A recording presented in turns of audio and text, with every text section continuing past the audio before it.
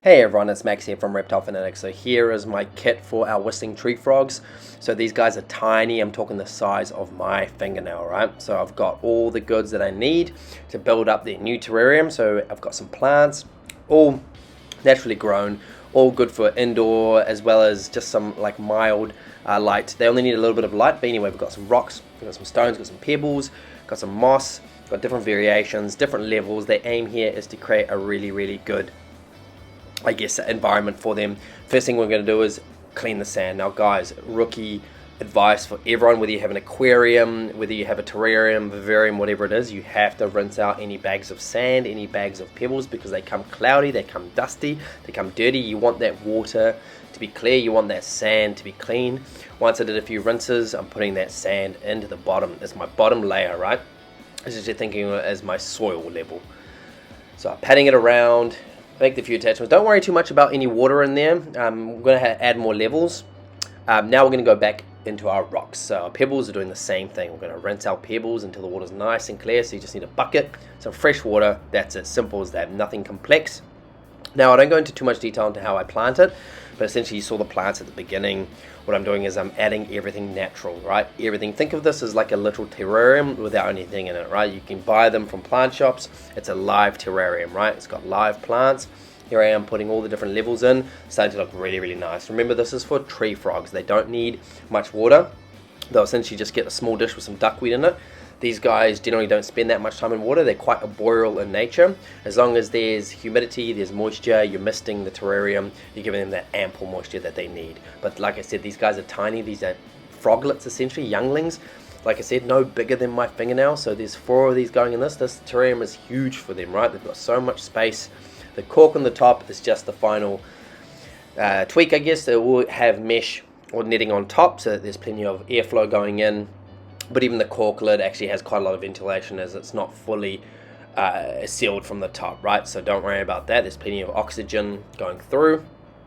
This is the final form. Put in some branches, just so it gives them that real forest look, right? Forest environment. This is, I guess, terrarium for beginners. Really easy to do. Essentially just kind of use some decorative nature. Now if you go in, look at these guys, they're so cute, really colorful. These guys are whistling tree frogs, or southern brown tree frogs. They're actually introduced from Australia to New Zealand, and they've actually adapted quite well to the South Island, which gets really cold. They're nocturnal in nature, but you will see them from time in the daytime, from time to time, I guess, but most of the time they are hiding under leaves, or I guess some of them have found the moss quite nice. Essentially they're going from the introductory terrarium, which is from the unboxing video, and this is me moving them across, right? So when you can watch my unboxing video below, when these guys first arrived, they were put into this very temporary little enclosure, or should I say glass terrarium, just until I got the terrarium built.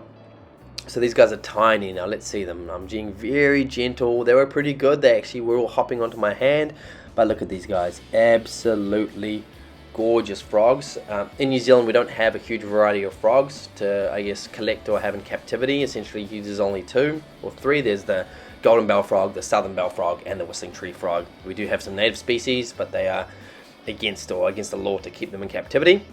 So these guys you can keep as pets. They also thrive in the wild, like I said, in New Zealand. I think for tree frogs in New Zealand, we're quite fortunate to have a tree frog species, and these guys are really cool.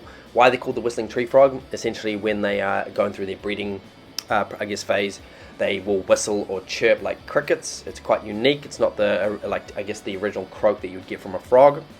But here I am transferring all 4 of them. So it was a bit of a tedious process with a couple of them, as they would refuse to leave the moss. But I got them all out and introduced them to their new enclosure, which is absolutely huge, as you can see. It's for 4 of them. Plenty of space, plenty of things to climb on, plenty of things to hide under. I wanted to keep it as natural as possible. I wanted to give them that real forest environment like they would get in the wild. Although technically in the South Island they are found around ponds, and I guess they're more in the lower level of arboreal, so around, I guess, lower vegetation close to bodies of water. So this is a really forest replicated environment. But these guys are cool. So what they eat white worms, they eat fruit flies, they eat any insects that are no bigger than their head. So I've even given them a few small spiders to chew on, as long as they're spiders that are not recommended. But otherwise, guys, this is my terrarium. I love animals. I have since I was a kid, especially reptiles and amphibians. I hope to bring more content to you guys. I've got native geckos coming soon, which is super exciting. New Zealand geckos are probably the most amazing species in the world, and they're coming to this channel, guys, so stay tuned. Otherwise, guys, whistling tree frogs, very easy to look after, very cool. Like and subscribe if you like my content. It always supports me, and I love just keep making entertainment content for you guys around everything that we love. Otherwise, stay tuned for the next one.